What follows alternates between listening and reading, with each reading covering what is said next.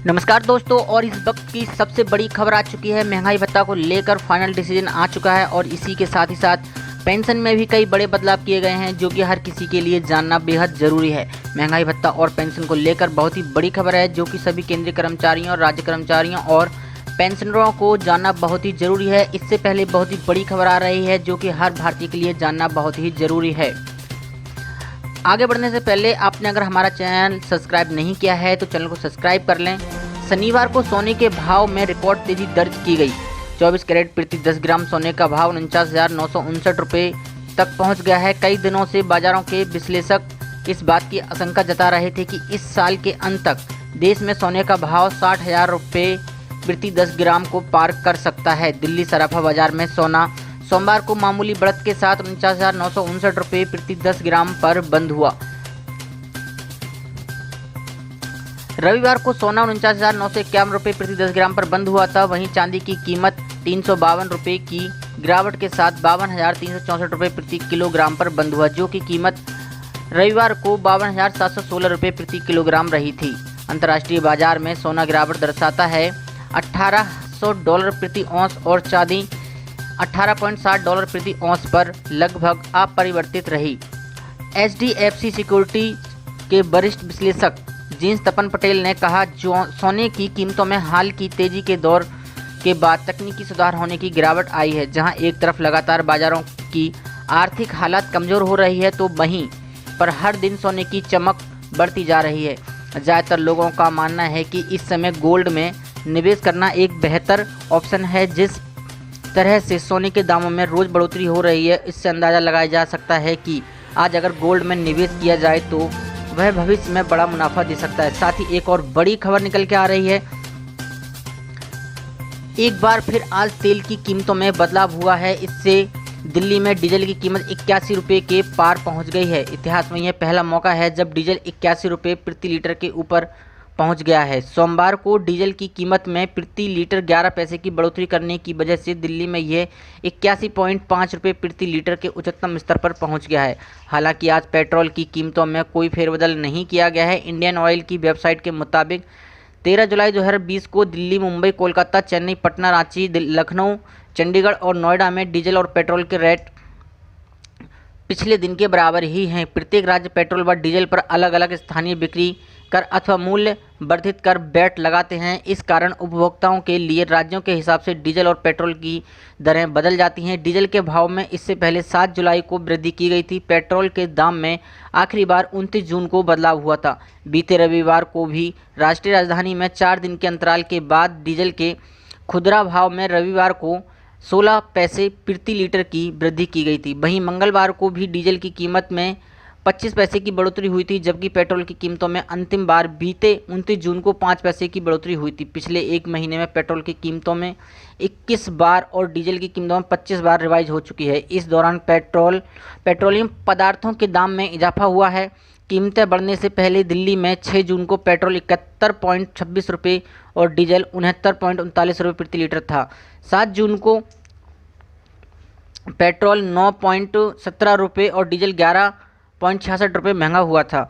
Oil marketing कंपनियां कीमतों की समीक्षा के बाद रोजाना पेट्रोल और डीजल के रेट तय करती है। इंडियन ऑयल, भारत पेट्रोलियम और हिंदुस्तान पेट्रोलियम रोजाना सुबह 6 बजे पेट्रोल और डीजल की दरों में संशोधन कर जारी करती है। साथ ही साथ एक और बड़ी खबर निकल के आ रही है।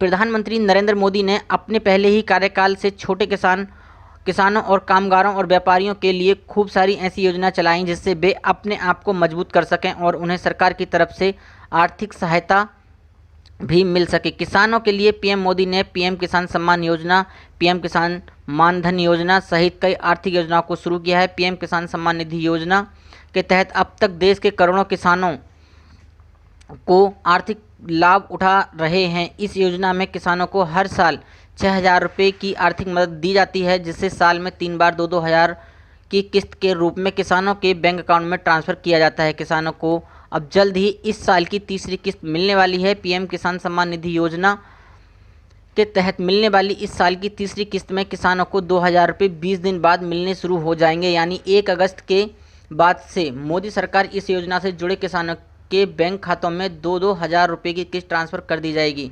आपको बता दें कि मोदी सरकार की तरफ से किसानों को आर्थिक मदद के रूप में पीएम किसान सम्मान निधि योजना को 24 फरवरी 2019 को शुरू किया गया था। इस लाभकारी योजना में उन किसानों को राहत दी जाती है जिनके पास खुद के बहुत कम खेत होते हैं या फिर जो दूसरों के खेत में काम करते हैं। सरकार 3 किस्तों में यह पैसा ट्रांसफ़र करती है।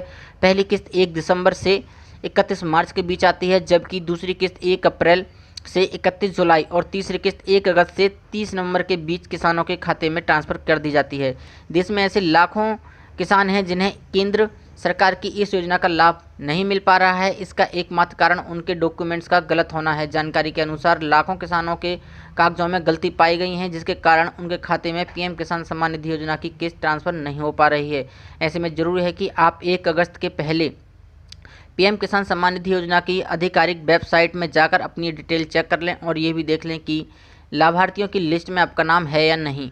पीएम किसान की वेबसाइट के मुताबिक अगर किसी वजह से खाते में पैसा नहीं आ रहा है तो फिर किसान को अगली किस्त का इंतज़ार करना चाहिए। रकम तब भी ना आए तो फिर उसे बैंक डिटेल चेक कर लेनी चाहिए। कई बार ऐसा होता है कि आधार नंबर या फिर कोई कागजी गलती के कारण भी खाते में पैसा नहीं आ पाता है।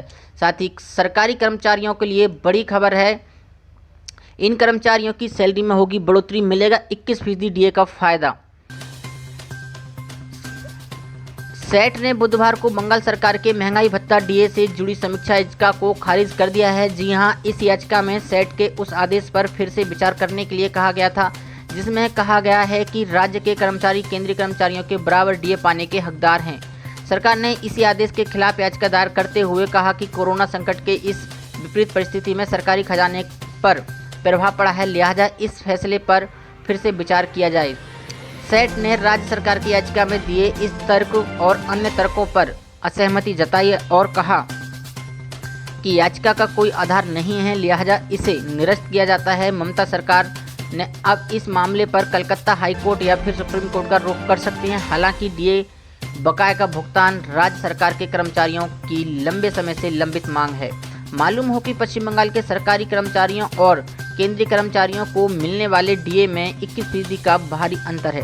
ट्रिब्यून ने स्पष्ट किया है कि हाई कोर्ट ने सरकारी कर्मचारियों का महंगाई भत्ता देने संबंधी जो निर्देश दिया है वह बहाल करेगा। इससे पहले पिछले साल 26 जुलाई को सेट ने एक आदेश जारी किया था जिसमें कहा गया था कि राज्य सरकार के कर्मचारी केंद्र सरकार के कर्मचारियों के बराबर वेतन पर डीए पाने के हकदार हैं और राज्य सरकार को अपने कर्मचारियों के लिए सभी बकाया राशि देने पर विचार करना चाहिए। ये भी कहा गया था कि केंद्र सरकार की तरह ही राज्य सरकार का डीए उपभोक्ता मूल्य सूचकांक के आधार पर तय किया जाना चाहिए। ऐसी बड़ी खबरों को देखने के लिए हमारे चैनल को सब्सक्राइब करें और वीडियो को लाइक शेयर जरूर करें। धन्यवाद।